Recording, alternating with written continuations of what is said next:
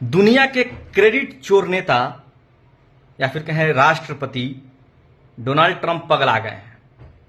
उनके पागल होने का कारण दुनिया में चल रहे कई युद्ध हैं और जब उनको पागल हुआ देखता हूं तो मुझे ठीक उनके चुनाव से पहले जो बाइडेन की वो पागलपन याद आ जाती है।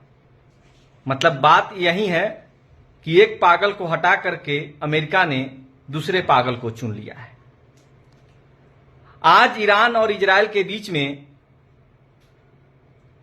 सीज फायर का ऐलान हो गया है, लेकिन सीज फायर के ऐलान के बाद भी थोड़ी बहुत फायरिंग दोनों देशों की तरफ से देखने को मिली और उसके बाद ट्रंप इजराइल और ईरान दोनों से नाराज नजर आए, लेकिन सबसे अधिक वो इजराइल से नाराज नजर आए। इस दौरान उनकी भाषा गाली गलौज तक पहुंच गई और उन्होंने कहा I am not happy with Israel. साथ में उन्होंने ये भी कहा कि हां, हम ईरान के से भी खुश नहीं है कि जब हमने 12 घंटा का समय दे दिया था तो उसके बाद 1 घंटे के अंदर में ही इजराइल ने क्यों मिसाइल दागी। इसके बाद उन्होंने कुछ गाली के शब्द बके जो हम यहां नहीं दे सकते हैं, लेकिन अब सवाल यही उठता है कि हर जगह क्रेडिट लेने वाला इंसान इतना पागल क्यों हुआ पड़ा है। आखिर सीज फायर की वो नौबत ही क्यों आई। अगर ईरान अमेरिकी ठिकानों पे हमला न करता तो क्या ट्रंप सीज फायर के लिए तैयार होते?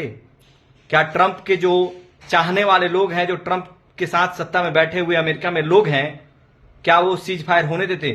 क्या नेतन्याहू कभी इस बात के लिए मानते? मतलब ये साफ है कि जो अमेरिका चाहता है वही नेतन्याहू करते हैं। तो ये भी साफ है कि गाजा के खिलाफ अभियान हो या फिर ईरान हूथी या फिर किसी के भी खिलाफ इजराइल का जो जंग है उसका सीधा सीधा कनेक्शन अमेरिका और उनके नुमाइंदों से जुड़ा हुआ है।